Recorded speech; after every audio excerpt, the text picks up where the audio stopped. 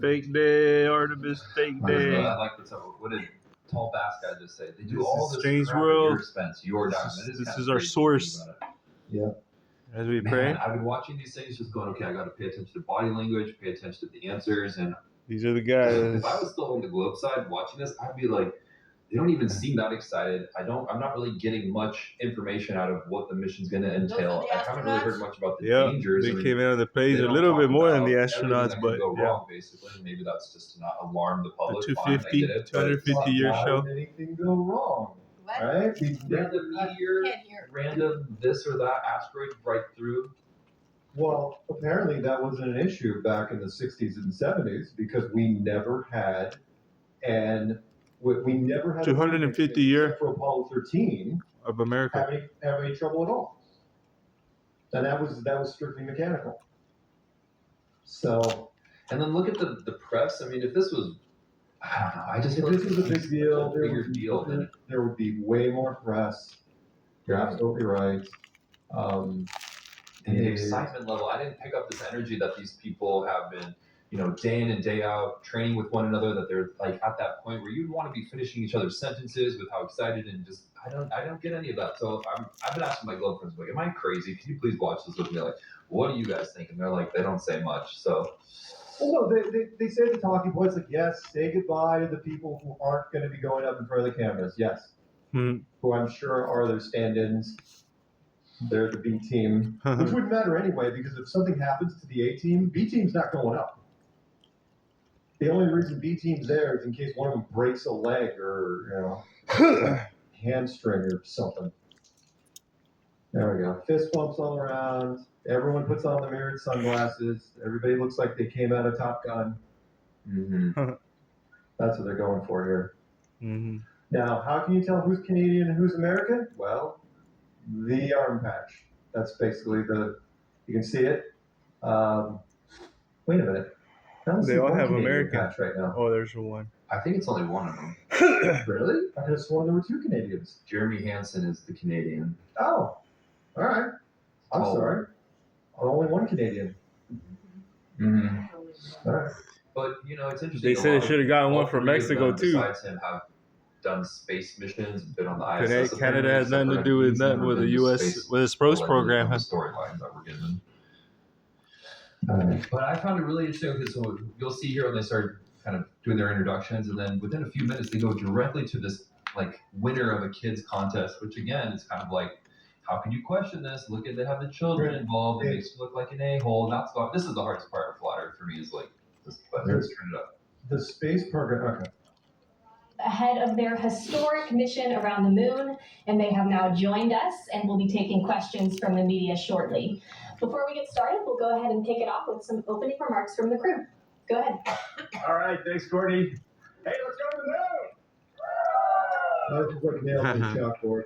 I think the nation and the world has been waiting a long time to do this again. And on behalf of myself, Victor, Christina, Jeremy, we were really pumped to go do this for this entire team. It has been a lot of work. It's been a great journey. Quarantine style. It's great to be down here in the Florida warm air. The vehicle looked amazing on the pad on the way in. Victor, smaller than the water tower. Here. It's just been an awesome start to this journey here at Kennedy. So I'll hand it over to Victor. Thank you. Hey, good afternoon, everybody.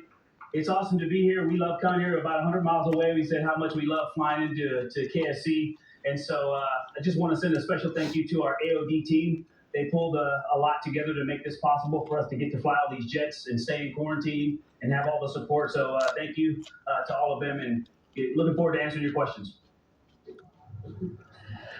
We're so happy to be here. Little anecdote on the way here, we had an ATC controller, so it was really exciting to see how many people are paying attention to this. Even just being on this team for 3 years, we're actually short timers. A lot of people have been working for a long time, so we're ready to do this and to the short timers for all of you. They sent some short timers up there. Yeah. Well, I want to welcome. We left a crazy goodbye from just so many people lined the streets. It was a warm embrace on our way leaving home to come here, and then to arrive here and have all of you supporting us on the way in just feels really positive. I got to tell you, jalapenos are hot. My family was. It's hard to say goodbye. We'll see them again tomorrow, but we're all fired fired up to go do this. So, Alonzi. Nice. I don't know. Artemis will fall. Artemis falls And as will I speak, fall. I got 2 go backs, which means I just forgot stuff on the first time through. We want to give a little salute to our backups over there, Andre and Jenny. So give them all a round of applause. This guy's enthusiasm makes the They've rest been of this out they've there. been on the journey every Very step little of the way with media. us. And Doesn't look like straight much down media in the either. aircraft with us coming down here, and they'll be strapping us into the vehicle. One comments about this. So here we go. Yes. Let's see if I can get this 0 microphone G in place. indicator. But we are thrilled to announce today the winner of the 0G indicator or ZGI contest, which was participated in worldwide.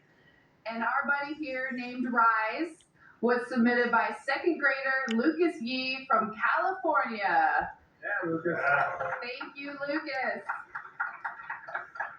The crew personally participated in selecting our buddy, our stowaway, to fly with us. And this little guy, Rise, really resonated with us because the theme is actually the Earthrise photo taken on Apollo 8, which is inspirational to all of us.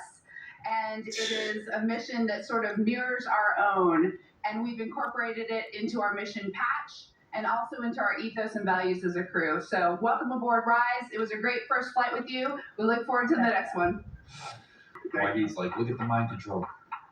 One last cool little note on Rise is on the bottom of Rise, there's a little tiny zipper right here. And the micro SD card that has everyone's names that they've submitted. There's still time. I think it closes tonight. Courtney can make sure. But this is where that SD card will live. So it will be right here on our 0G indicator. A great little feature of our little buddy Rise. Thank you. That's right. We'll be taking submissions until 5 p.m. tonight, so you still have time to get your name in if you're interested. And with that, we'll go ahead and start our Q&A portion of today. We have a microphone right here. Please how be much more do you sure wanna to do? position before you get started. Go ahead. Maybe one Hi, question or Marcia two. Dunn, Associated Press, right over here. Here we are. You know, you've had, Associated there have been Press. 2 rocket rollouts, 3 quarantines. I know it's part of the job, but how tough has it all these up and downs been over the past couple of months?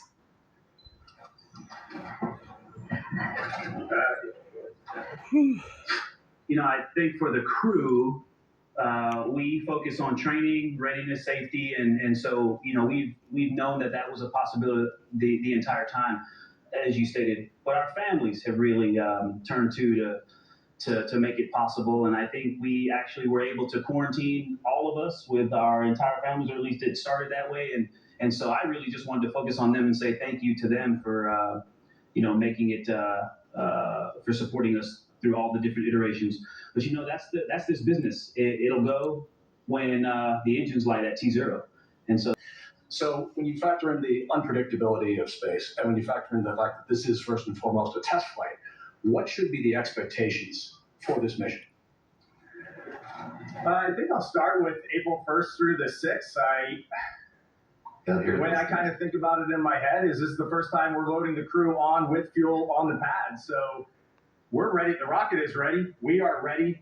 NASA is ready. This vehicle is definitely ready to go. We went through the flight readiness review. We are ready to launch, but we're also humans trying to load millions of pounds of propellant onto a giant machine and send it to the moon. So it could very well be that we get on April 1st and we're behind timeline and we're just not ready as a team. And then we'll probably take a 24-hour or a 48-hour pause. In my head, it probably maybe a 48-hour pause, regroup, come out on the 3rd, give it a go again, see how it goes. And if we get off on the 3rd, great.